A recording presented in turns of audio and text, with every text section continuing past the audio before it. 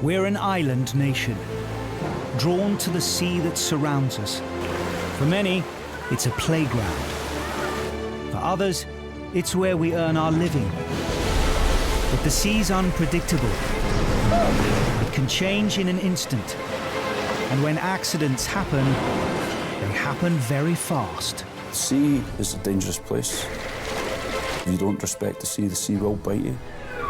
There to save our lives is a volunteer army of nearly 5,000 ordinary people, ready to leave their jobs, their families, to race to our rescue.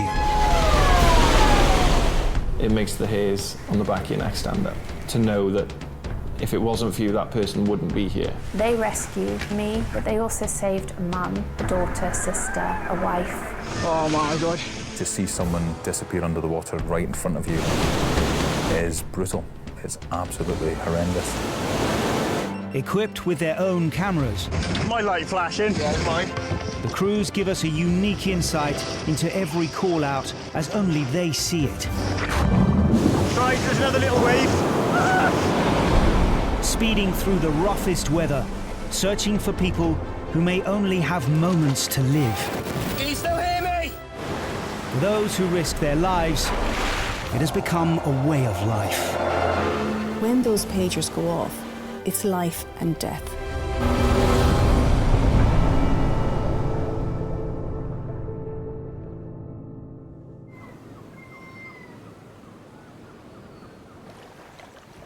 A sunny spring day on Belfast Lough on the coast of the Irish Sea. The volunteers at Bangor get a call for help.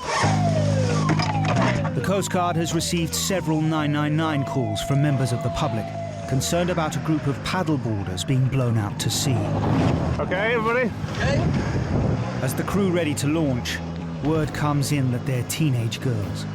I think the atmosphere changes considerably when the shout is for children. Okay, all clear. Okay, all clear. I've got 3 young children myself, and as a dad, couldn't think of anything worse than my child being lost at sea, so it's a real focus of get that boat in the water, get it launched, and get round there and get searching. The crew gun their B-class Atlantic lifeboat to its top speed of 35 knots. They're racing the wind that's blowing off the land and taking the girls with it. An offshore wind is when the wind blows from the land to the sea, and so the sea can look calm, but as that wind picks up further out to sea, then it starts to get rough. We knew the area that we had to go to, but because it was an offshore wind, and it was a particularly strong offshore wind, they were actually being blown directly out into the Irish Sea, into the shipping channel. The 2 14-year-old girls are heading into the only passage for ships into Belfast, the busiest port in Northern Ireland. Belfast Lough is particularly busy with shipping activity. We have main shipping links with Belfast to Scotland, Belfast to Isle of Man, and Belfast to Liverpool, as well as cruise ships that come in. So there are large ships around, they do come in quite closely. Commercial vessels and ferries and things like that will come in and out pretty much right down the middle of the loch. Bigger ships and container ships and things would come in to shelter as well if it's stormy out in the Irish Sea, so it's quite a busy loch. Paddleboarding a shipping lane could be, worst case scenario. Now it's a race to find the girls and hope the lifeboat reaches them before a larger ship does. They are small, they may not get seen by the passing ships. It doesn't bear thinking about what might happen if the ship didn't see them.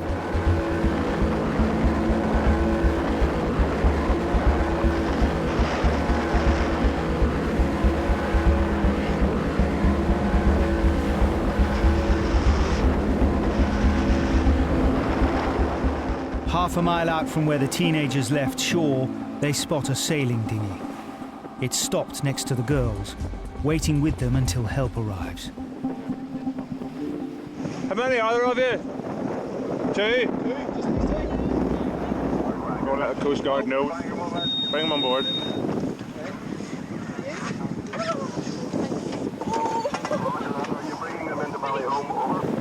Yeah. Are you girls all right?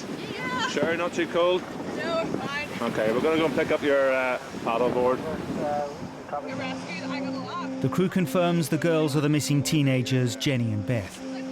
Although cold, wet and shaken, they're otherwise okay, and can be returned to the yacht club where they started out on what was meant to be an afternoon messing about on the water. We were having a laugh, pushing each other off, like having a good like swim around. Like one person would stand on it and the other one would like shake it. And, oh, it was class. We just weren't paying attention and started drifting. We tried to get back, it was just not working at all. The wind was pushing against us. Kind of like the current and the wind against us. It was like when we were pushing, it was like it was pulling us back even more. So it was like, oh no. Yeah. Paddleboard there, just on our nose. What area of the water were you technically in? Like in the shipping channel. We could see the stem line. Yeah, the stem line passed. It was like worried in case we got like really close to it that we got caught in the propellers, but that was like me just overthinking things.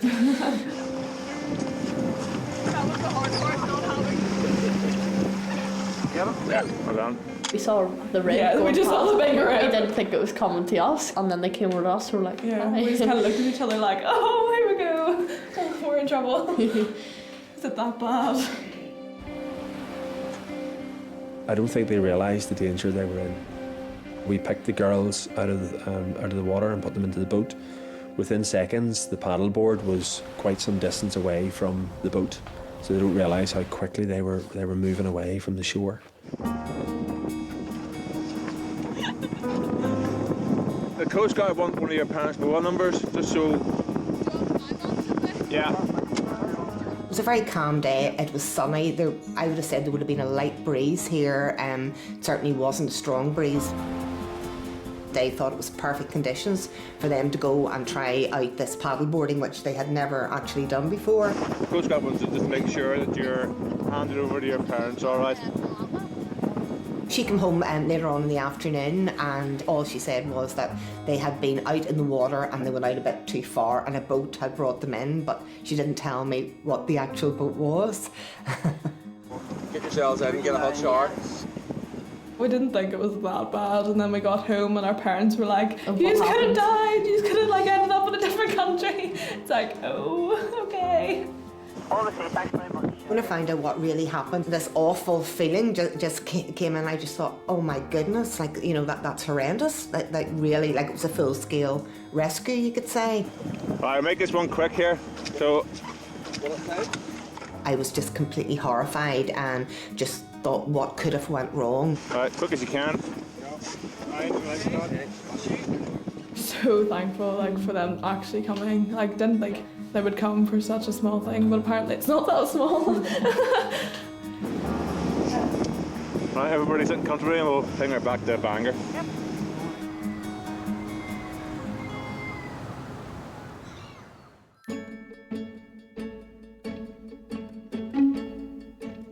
"200 miles away on the Welsh side of the Bristol Channel, Porthcall's first lifeboat station was built in 1860. Bee's dad joined the crew in the 1970s. Quick. 6 members of his family would go on to follow in his yellow-wellied footsteps, including Bee himself. Got to back it in, ready for a call out, haven't we? Hi, Nana! Nana Maya has seen her kids and now grandkids join the crew. He's the only one who appreciates my cooking. Oh, hey, hang on. My husband's always had boats, so they grew up on boats, sort of thing. And then the lifeboat, your father joined first, didn't he? Mm-hmm. And then they started. Then my other daughter, she joined very young. She was one of the first females, wasn't she? So you've got your two daughters involved. And it was the 4 grandchildren, but Frankie now lives in Sweden, so she's a long way to come for a shout. I grew up around the lifeboat station and you know, we were just completely wrapped up in it. There was no time for anything else, was there, really? I used to lay the table up in there and all be ready for the meal. I'd go in and say, and I'd look around, they'd all gone, there'd been a shout, nobody bothered to tell me. So that happened a couple of times, so then I decided, no, they were going to have sandwiches. So as they go out through the door and I shout, I hand them sandwiches to eat on the way. He's got to know the sound of the pager now, so as soon as the pager goes off, he's running to the front door as well. So I've got to jump the dog to get to the car before he does. Roll over. There we are.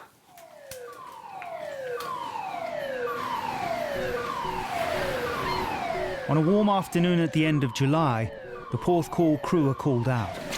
A local fisherman has called the Coast Guard after seeing a kayaker in trouble. We're told that it's a person in the water, it's a kayaker, and he's fallen from his kayak and he's in quite a bit of difficulty. The emergency caller has given little information. The crew have been told to head for Ogmore by Sea, a rocky bay 3 miles from Porth Call. It was a nice day, it was sunny, but there was a really, really strong easterly wind. The sea conditions, they were choppy. If I'm being thrown about on the lifeboat and the lifeboat is being lifted out of the water, what's going on with the casualty? Where are they? How are they coping?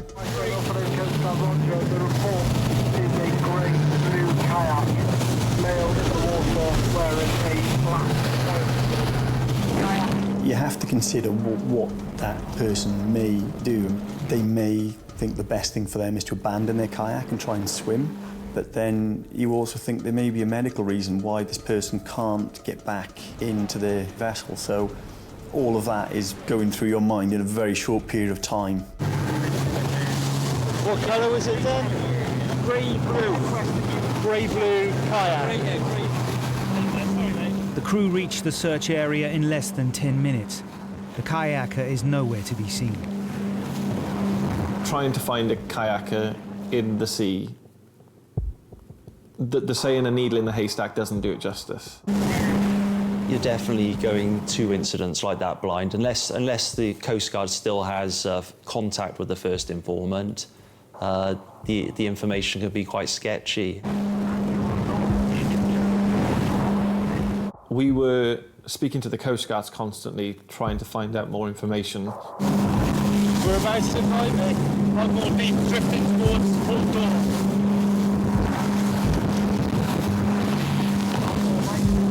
It wasn't until we got a good 300 metres from him that we were able to see him. And as soon as we saw him, it was very obvious that he needed help and he needed it quick. Ogmore Deep is notorious for its steep, sharp limestone cliff wall rising up along the shoreline. The casualty's position, being close to rocks and what behind is a small cliff face, there was no real way out for him. There are caves, and you just wouldn't want to think what would happen if somebody got drawn into those. And conditions are also increasingly dangerous for the lifeboat. As we're getting closer to the rocks, we're getting to quite shallow depth. You could risk, running the boat into the rocks. Oh no! Yeah, get back up and get back, yeah. Oh. There we go. Right, yeah. We'll drag us over now. Right? Yeah. Oh, that's very much. When I got to him, he said thank you. I don't know, I can't remember how many times, but several times he kept saying thank you, thank you. There we go, the boys have got you. Contact! Right. You can tell when people have just had enough, exhausted, and really just want to get on a boat that floats.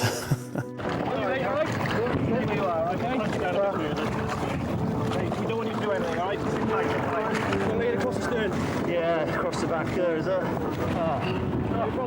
Once he's in the boat, there's a couple of key questions you need to ask before we can relax. Are you on your own? Is there anybody else? We need to make sure that there isn't somebody else in a similar situation or in a worse situation.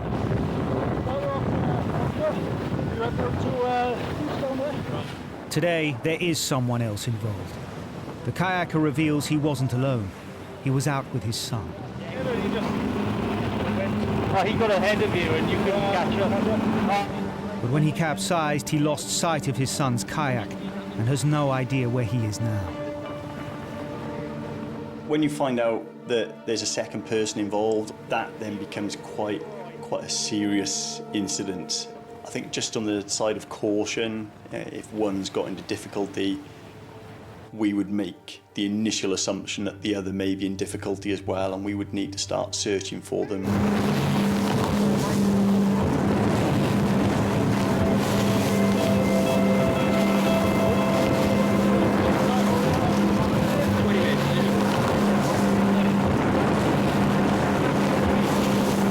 As the crew raise the alarm, an update comes in from the Coast Guard.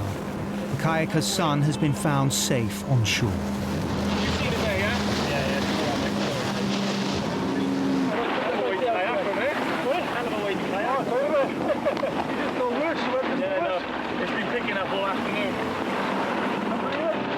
People do underestimate the sea. It can really look quite nice and appealing, and it's not until you're out there and in a situation you realise how unforgiving and how relentless it can be. Sometimes people just get caught out, and he's one of those people. For the 30 volunteers at Porth Call, as for many around the UK and Ireland, their fellow volunteers become more than just shipmates. When you go into the situations that we go into, you come to get to know people very, very well. It's just a family. That's the only way you can describe it. Does anybody want the one with or without the hair? We're a close bunch of guys. We deal with issues inside and outside of the station, whether it be personal, family or lifeboat matters. We are there for each other. It's more than just boats and call-outs and exercises. We're a huge family. Quite quickly you become very well gelled, which is actually really special in a way that I don't think I've ever had with any other group of people. Just knowing that in some situations my life will be in someone else's hands when they're holding on to the back of my life jacket kind of thing. Spoon! Have you found your chicken tikka dry, mate? It's gone out on the table. As a helm, you're responsible for the lives of your crew as well as your own. You feel protective. They have family at home. We know the family history. As a helm, you make sure that you're bringing the boat back, you're bringing the crew back. When you're trying to lift him over the D-class, that wave came and lifted the D-class up, and you were all like, oh. We've all got different backgrounds, different jobs. It's not easy sometimes, but I know that if I get on that boat, they've got my back.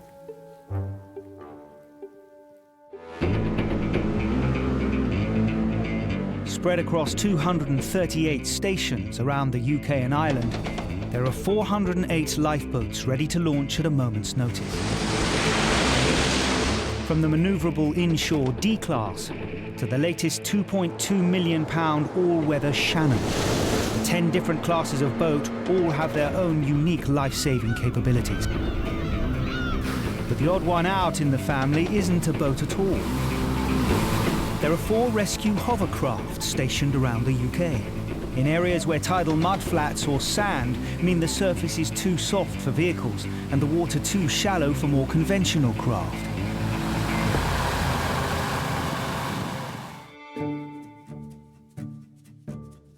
Nowhere is the terrain better suited to the hovercraft than here on the north coast of Norfolk, at Hunstanton.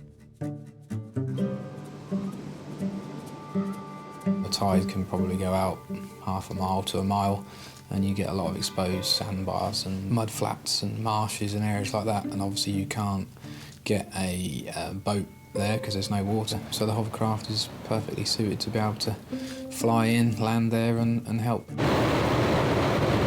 It's a unique craft, and it's especially handy when people get stuck on sandbanks and stuff like that. We can drive straight up to them instead of the boat having to go and beach on the sandbank and then walk across to them. I was very sceptical at the start of the hovercraft. To me, it wasn't normal being able to float from land to sea and sea to land. But over the years, probably about half and half of jobs done by the boat and hovercraft. So, yeah, it's proved its worth. The hovercraft at Hunstanton, also known as the Hunstanton Flyer, demonstrated its value 4 years ago, when the crew were called out on a job they still talk about today. The initial report we had was 3 people cut off by the tide on Scout Head Island. We've been there hundreds of times over the years. It was just a run-of-the-mill shout. 8 miles east of Hunstanton lies Scalt Head Island. Despite its name, at low tide it's possible to walk across mudflats to the 4-mile expanse of sand dunes. It only truly becomes an island as the tide rises. There's a wreck which a lot of people go out at low water to have a look at and then get caught that side of the channel, so we just assumed that they were on the other side on the sandbank. But after they launched, the Coast Guard radios with an urgent update. The next report we had was that the people had tried to swim and were clinging to a buoy. Literally, like changing gear on a bike, the situation changed immediately. 3 sisters, a 20-year-old and 12-year-old twins, were trying to wade across the deep, fast-flowing channel between Scalt Head and the mainland. Out of their depth and caught by the current, they've been left clinging for their lives to a buoy. Now these people hanging on the buoy, and the water is ripping past them. I mean, it takes some strength to hang on, so we knew we had to be there quickly. If not, once they let go of that buoy, then, you know, they'd be under the water and gone. With a top speed of 30 knots, the flyer takes just over 25 minutes to get the crew on the scene. But as they arrive, 2 of the sisters lose their grip on the buoy.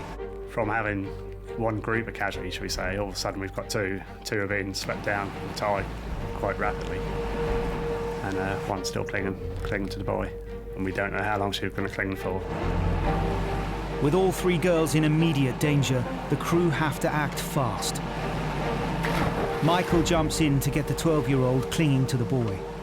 The others try and pick up the other twin and her 20-year-old sister.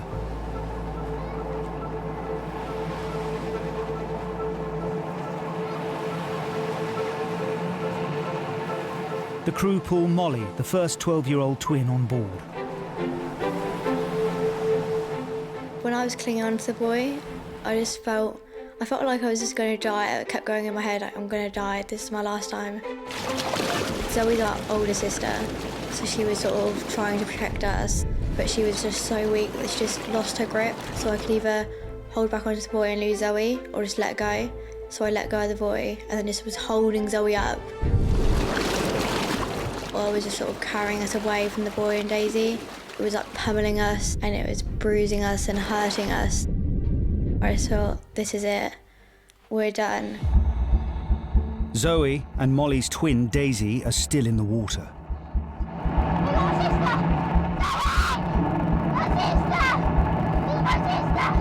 I was just sort of screaming at this time, saying, Daisy, she's still over there. She's still over there.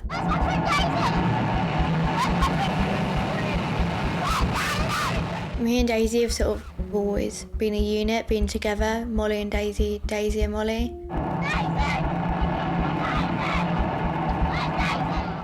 It was such a scary thought, thinking that one of us could live and one of us could die. The crew finally get 20-year-old Zoe on board the hovercraft.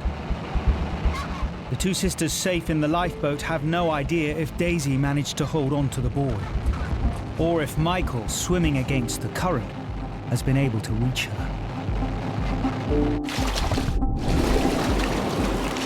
I just remember thrashing the water as hard as I could, against the tide to the girl. It was probably only about 10 feet, perhaps 15 feet, but it seemed to maybe be like an Olympic swimming pool.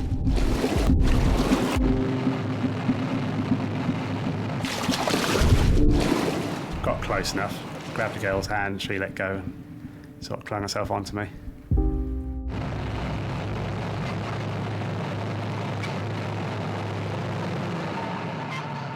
I remember grabbing hold of him, and it just felt amazing because I knew that at that point that I was going to make it.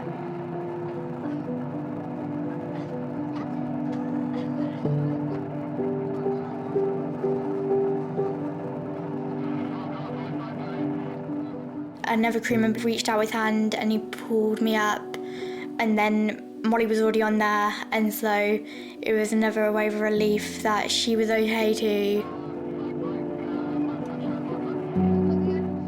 I did sigh a big relief because I was so shattered after trying to swim against the tide. But yeah, I was very, very glad to be picked up.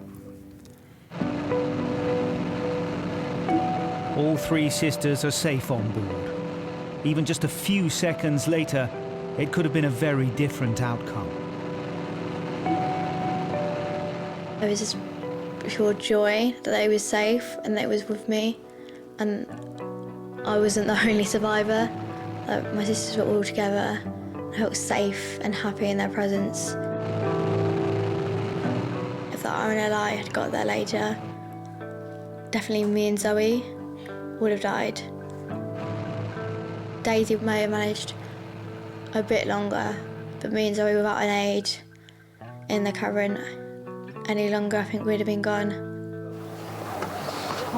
You're tired. How long have you been hanging on there? Oh, well, I don't know, but it might not have been that long, but it seems like forever. She did remarkably well to hang on as long as she did.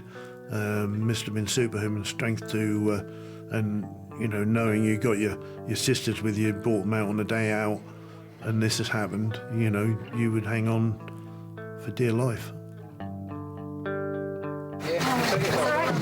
worry, you're doing fine. Okay? Just easy does it, gentle as you like. I think you relate to your own children and grandchildren. You know, what would you do if something happened to them? Keep your blanket on. Keep your blanket on, keep nice and warm. Who's first? Okay, and we'll have... It is one of the calls that is stuck with me all the time. That will be forever. Okay, and we'll have the... So close.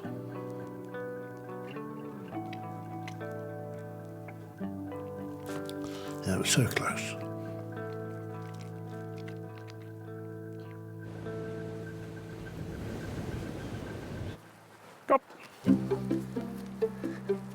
For volunteers, call-outs involving kids can be the most harrowing. But for Hunstanton crew member Michael, that's now become the norm. His own son Ryan has joined the crew. We really spent most of our childhood down here, playing in the sand, burying each other, all sorts. And then also sort of learning about the sea. I don't think he had the option of wanting to join. He was going to join from probably the age of probably about a few days when he first came down on his first Sunday. It was in his blood. Salt in my veins. Yeah. Ryan is keeping alive a long family tradition of lifeboating. Mum's dad, Grandad Alan, he was the original senior helmsman when they set up in 1979. Obviously, Dad's on the crew. My auntie helps out in the shop with my mum. Mum runs our shop. She's the manageress of the shop here. Your girlfriend? Yeah, my girlfriend's on the crew with us. So, you've got your girlfriend? Yeah.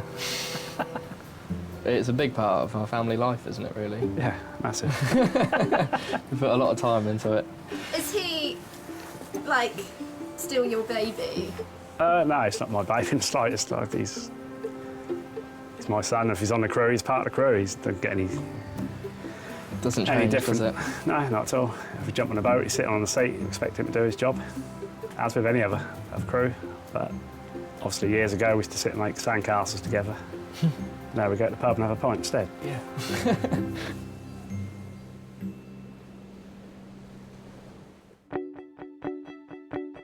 On the southwest coast of Wales, Tenby has been a popular tourist destination since the early 19th century.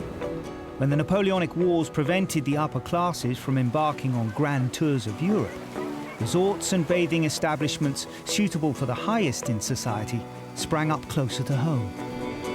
But the unspoilt beaches and sheltered harbours belie the dangerous waters that make Tenby Lifeboat Station one of the busiest in Wales. Tenby's on the west coast of Wales, right on the end of nowhere. It's not the end of the world, but you can see it from here. 250 miles of coastline. Most of it is cliffs, so obviously with us working and the Coast Guard, we get a lot of calls together. A sunny day in late October. The unseasonable weather has brought out walkers along the local cliff tops. A couple have made a frantic 999 call. Their dog has slipped from the path and fallen over 80 feet into the water below. The Coast Guard has called out the Tenby crew. This Labrador had survived the fall, but was paddling around in the water, and they said that This dog was getting lower and lower in the water, and there was a lot of people looking over the cliff and families watching this poor dog dying, basically, drowning in the water. We're not out there to launch and save dogs. We're out there to save lives at sea, meaning human lives.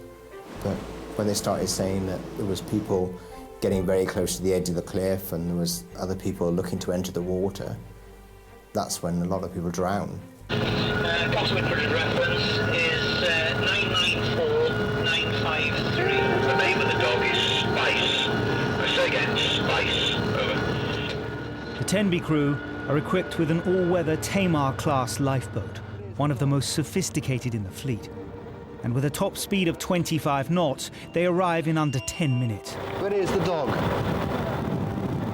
But with a big swirl running under the cliff face, even their state-of-the-art lifeboat doesn't have the maneuverability to get into where the dog was last seen. Fortunately, the Tenby crew have a secret weapon under their deck.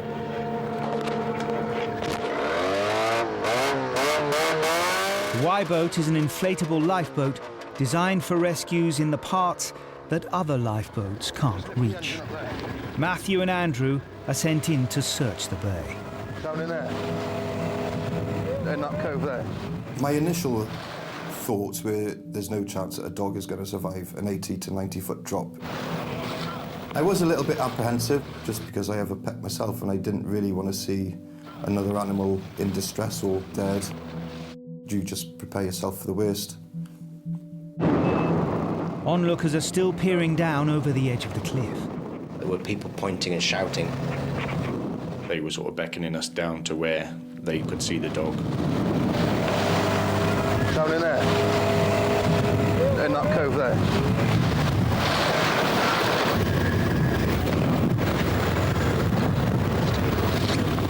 Oh, there it is, there it is, there it is. I was over the moon to see that dog was well and uninjured, to be honest. It was good news.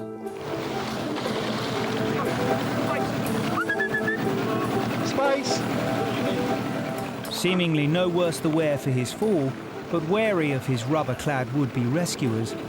Every time the crew get near him, Spice swims the other way. We approached her quite gently, just not to scare her, calling out her name, being quite softly spoken. Come on, Spice, here we go. Come on, babe, get in the boat. With no other option, Matthew decides to take the plunge.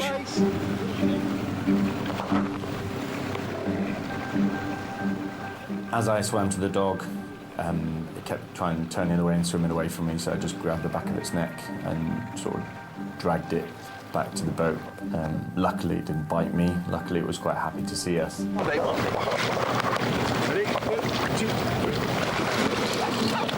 Good. Come on, sit down. Sit. Come on, babes.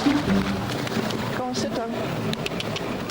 When we went to rescue the dog, I thought it was a girl, because my dog's a girl, so it was just a bit of a habit. And as soon as we got it on board of the Y-boat, I felt something underneath it, which confirmed it wasn't. Oh boy, no. Don't run down the beach. Stack bulky. Puppy. Tenby Y-boat, yeah, it's all received. Team, we'll go to stack bulky over. 40 minutes after his fall, Spice is safely in the Y-boat. Come here. Good girl. Oh, good boy. The Y-boat came back towards us with the dog on it, and you could see this dog was literally happy, tongue out, wagging. So I thought, well, yeah. Oh, you're good. Good. Thank you. Come on. Good. Come here. You think of them very much as a family pet. There were so many people up on the cliff looking down, and lots of families themselves. You could see the relief on everyone all round, you know. Come on in. Good boy. Spice can finally be reunited with his owners.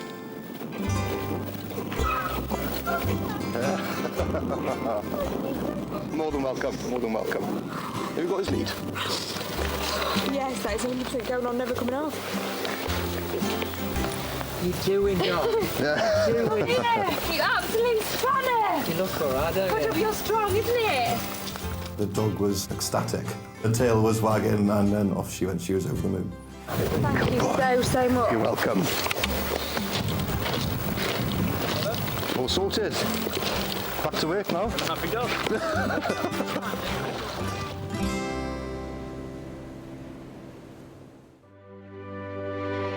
While Tenby is one of the busiest stations, one of the quietest is also the most northerly, perched on the edge of the Shetland Isles, here at the village of Aith. 21 miles from Lerwick, their sister station in the east, Aith was opened in 1933. It keeps guard over the west coast and thousands of square miles of open Atlantic Ocean beyond. To describe Shetland, it's a beautiful place and a beautiful day. But oh my, it's a terrible place in the winter time in a storm. The wind's gusting up to 100 mile an hour. I think that the Shetland people is probably a wee bit hardier than some other places. We're used to the elements, we've gotten used to it over the years. Aith may be a relatively quiet station, averaging between 8 to 10 shouts a year. But when things go wrong in these seas, they can go very wrong indeed. That can be pretty violent, yeah. Most I've seen is probably 70, 75 foot waves. Feel very insignificant, isn't it? Yeah. Now, what's happening? Since it opened, 3 families have been the backbone of the station. Hilton from the Henry family is the current coxswain, the full-time skipper of the lifeboat. His brother Kevin has spent the last 31 years as the station's mechanic.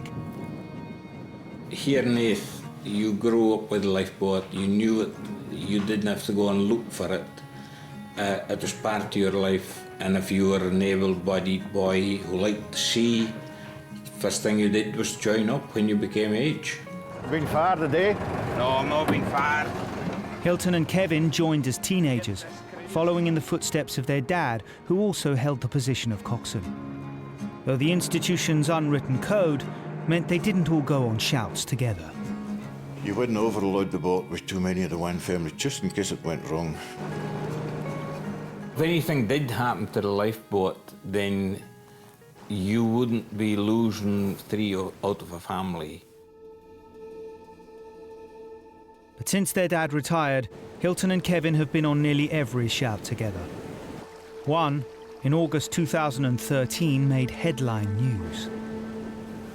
3 people are missing after a helicopter ditched in the sea west of Shetland.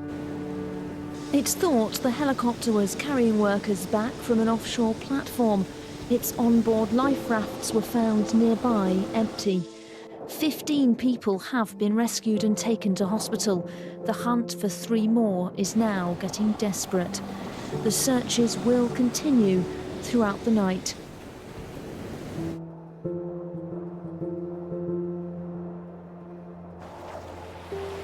Over the next few hours, Coast Guard search and rescue helicopters and 2 lifeboats from Lerwick and Aith combed the rocky coastline and waters around the crash site.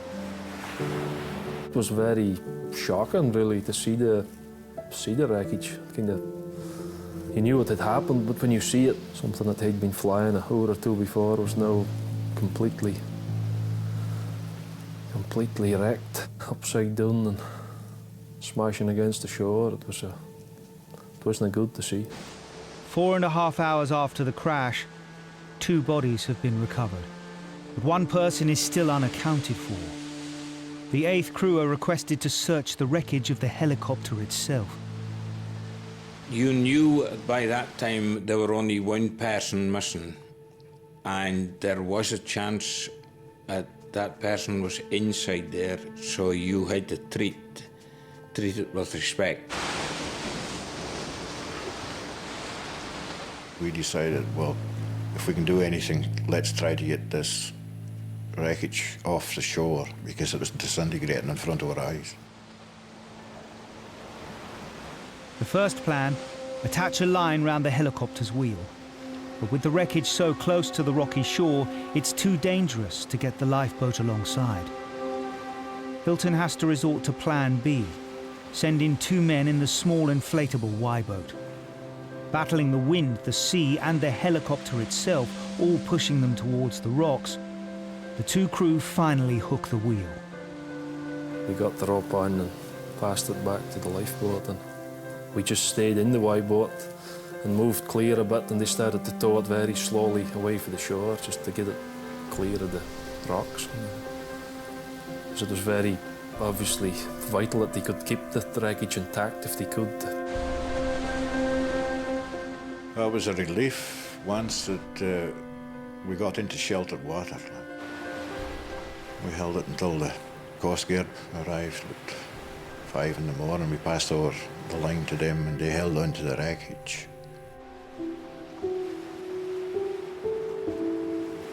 With the wreckage secure, later that morning a diver was able to recover the lost body. Kind of brings it home to you how fickle life is. It's just the minutes from there, part runway, and they ended up in the sea. And it's just one of the things that can happen, unfortunately. When you do recover a body, you just have to try and put it to the back of your mind and carry on with your job. Getting the body back to shore to their family or whatever, you just have to do what you can. In Shetland, everybody is desperate to retrieve anybody that's lost at sea. It was a significant rescue for us, though we actually didn't make any difference to the casualties. We brought closure to the situation, and hopefully the families that can grieve the 4 casualties.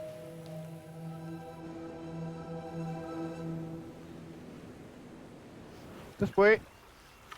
Good boy. Come see Daddy's fish. Having seen his fair share of the savagery of the sea, Hilton is thinking about hanging up his boots. It's okay on a fine day, but when you get a storm out there, it's very hard and physical on the body. Although Hilton is still 11 years shy of the recommended lifeboat retirement age of 65, there comes a time when every crew member begins to think about passing on the responsibility to the next generation. It's one of the hardest things I've ever had to do. It's been part of my life so long. But hey ho, time to move on.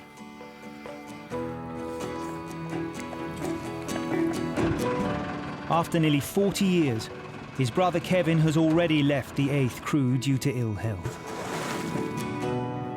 You really actually don't think about it when you were in the job. It's been part of our lives, and it's just a thing that we did, and we've always done. It's a funny feeling watching the boat go down the Voe, or looking down the pier when the bloopers goes off, and the new fellow who's in my place, he's the first man aboard the boat. That would have been me that was doing that. It's a funny feeling, but you've gotten used to it now. It's okay. Change is never good sometimes. But yeah, there are good guys coming up below us, so I'm sure it'll be in safe hands. That's the main thing.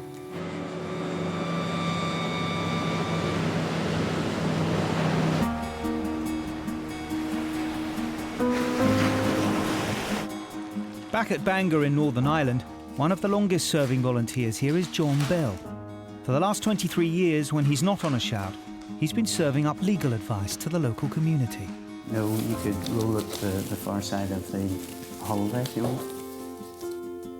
On a normal day at the office, if the pager does go off, it's a bit like Jason Bourne in the Bourne Identity. He starts running, jumping over desks to get out. I immediately have to check his diary for any imminent appointments that would have to be cancelled. But most of our clients now would be very understanding because they do know that John is volunteer with the RNLI and that this could be a life or death situation.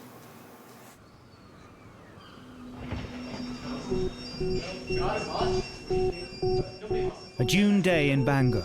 The lifeboat crew have been called out. I was at work when the pager went off. I remember the date because it was my wedding anniversary, and at lunchtime I was going to go and buy a card and a gift for my wife. All the information they have is that someone has fallen from the seafront somewhere along the coast. An ambulance is on its way, but as the casualty is by the water, the Bangor crew have been paged too as backup. Clear, Mickey. All clear. First thing you're thinking, how severe and how bad is the casualty? I mean, what injuries have they received? Are they young, are they old, are they male or female? We didn't have that information at the time. All we knew that someone had fallen from the promenade, and we were tasked to go around to assess the situation. The crew head along the shore at top speed, scanning the coastline. We still didn't actually know exactly where the incident had happened. We were told it was on the rocks. So as we came out of the harbour, I can remember looking for signs of anyone, signs of the Coast Guard truck being there, signs of an ambulance, signs of anyone waving for help.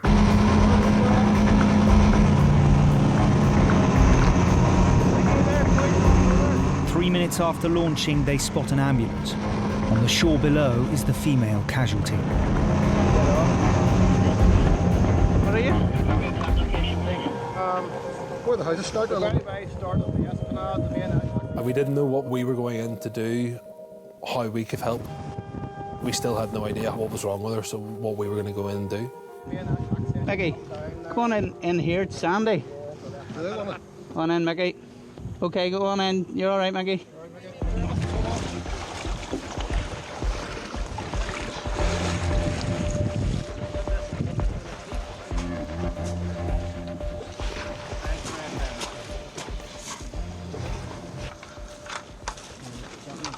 A 60-year-old local woman, Geraldine, has fallen 6 feet from the esplanade onto the beach below.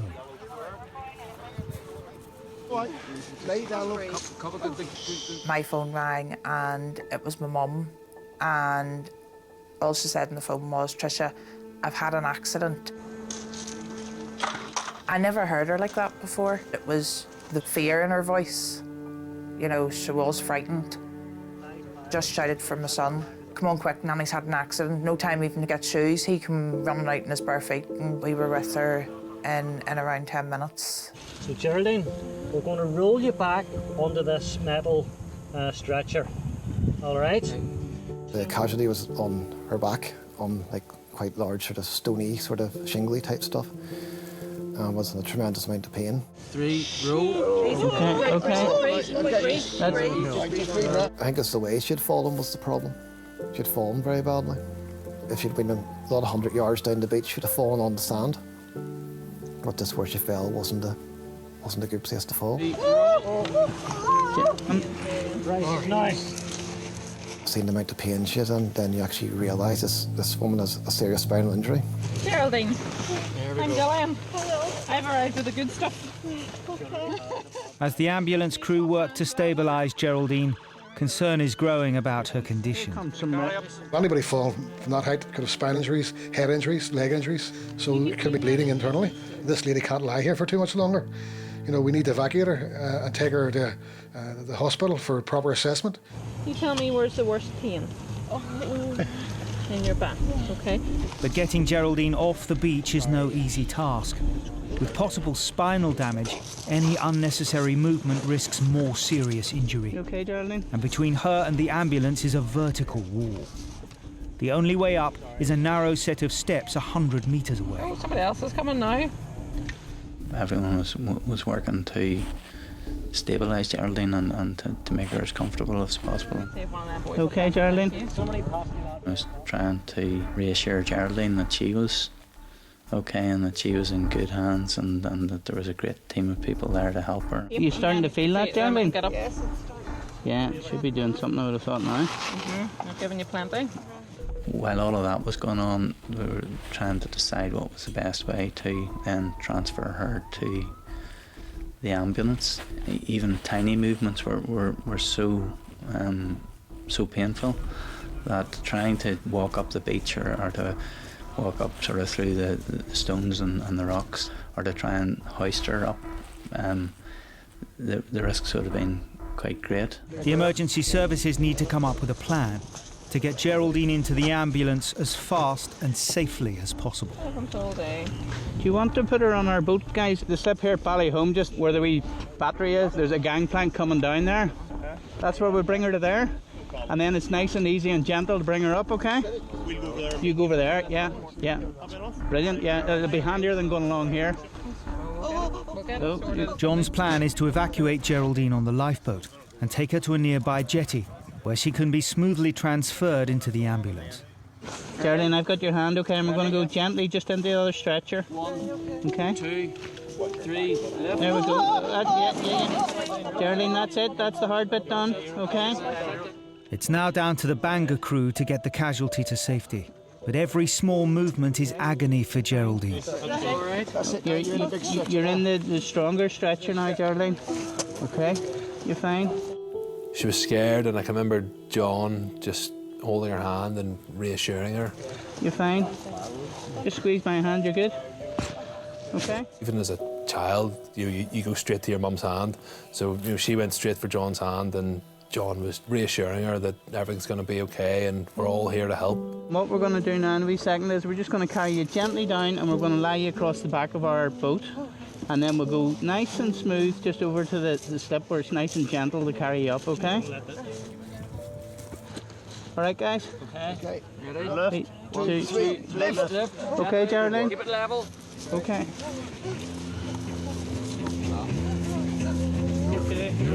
While John reassures a terrified Geraldine, they begin the tricky transfer.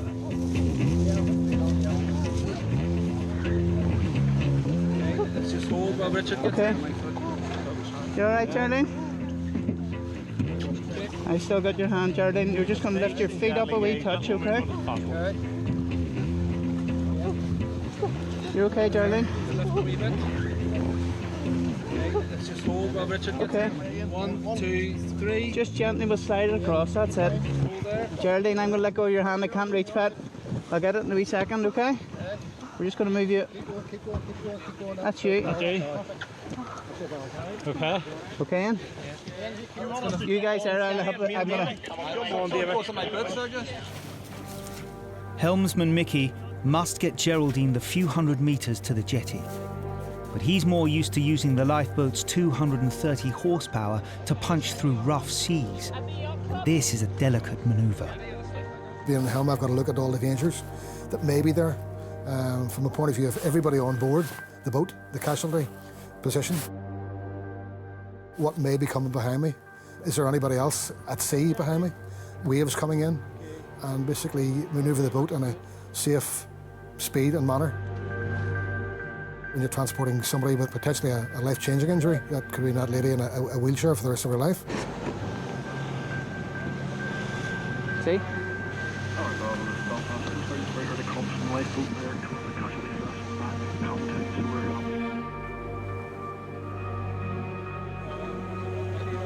Yeah, you're gonna get it. Yeah. Go on. Right in, Mickey. Shoot. Yeah, looking good. Come on up, you've loads of depth. The further up you go, the less we'll have to carry her. For the tricky transfer from the boat to the jetty, John is still on hand to reassure Geraldine. I'm here. Yep. Yeah, you okay? What's that? I want to know your name. John. You're fine, Geraldine. I say, even with Mickey driving, we did a good job. Thank you so much. I say, how many grandkids have you, Geraldine? 14. Good gracious, there'll be some stories for them. I'm going to walk up with you. Okay, Geraldine, please call him. Alright, just keep feeding her back. Let me go past you, Richard, there, wee second. Just keep feeding her back. Good lad. Geraldine, I'll grab that wee hand again in a second there. Alright. You. Yes, Excuse me. Alright. There you go. Somebody else on this side? You're all the way there. Alright. Peter? Okay. Let's go. Pick a side, guys, now. We want to pick the same one. Finally, Geraldine's ready for the last leg of her journey to hospital. It all began when she was walking the dogs along the promenade. One, chasing a ball over the edge, pulled her with him. You're so close now, Geraldine. You knew you were crashing down and the rocks below you were going to be your bed, and that's what happened. 3, 1, 2, 3. Okay, Johnny, that's it. We're going up. Going up. Yeah, we're good. I went down and the pain just was automatically right through me. Excruciating. Pain like I'd never felt in my life. Got you there? I knew then, you know, it's not just a wee thing. I'm not walking away from this. You knew you weren't going to walk away from it. Sorry for the trouble. Geraldine, no trouble. No trouble. As I say, that's what we're here for. That's what we train. Can you pull that other side? Okay. John Bell just told me I would be all right. I would be all right. Don't move. I'm here. And he held my hand. And to this day, I can feel John Bell holding my hand. Out of all the things that happened in the beach, that was what she could remember.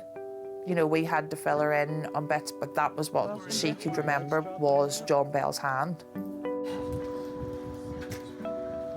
Everybody that day done their duty, but John Bell was just that, my angel, that's what I called him. The time arrives for Geraldine to give John back his hand. You'll be fine, Dad. Okay? Thank you. Take care, dear. You look after yourself. Geraldine said thank you many times. She refers to me as her angel, which the crew all took great delight in. I played a part in her rescue and I kept her spirits up. Everyone worked very well together, so it shows how sort of the teamwork pays off.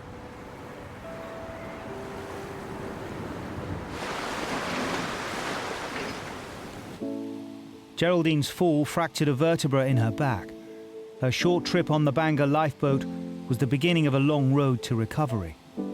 But today, a year later, she's well enough to visit John at the station. I am doing well. I will never forget the feel of your hand in mine. You're still Great. my angel, I will tell you that. Thank you. Honestly, Geraldine, you're looking great. I would have made this journey down here today if I had crawled down. I'm happy. I'm happy to have got the chance to see them. I will never forget them, and every day of my life I will thank them for what they've done for me. And 4 years after being rescued by the Hunstanton Hovercraft, Molly and Daisy don't let the experience put them off spending a day at the beach. I enjoy the water now, I have fun swimming, but yeah, I just sort of try and check the tide times more and be a bit more wary of it. I just learn to respect it a bit more. After the events, I knew for a fact that I didn't want to become scared of the sea. I won't put myself in that situation again, but I don't want to be in fear or something. The RNLI kept us a family. Without them, our lives would not be the same at all.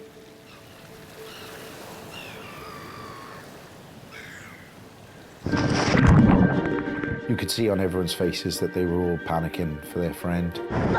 She was just barely talking. She was obviously in a lot of pain. People say they've never been frightened at sea. Well, they're dangerous people because we've all been frightened at sea. Push your foot down. Dave, can you still hear me? He's still there. It was very scary. I think he was very close to death. Dave, stay with us. Don't give up.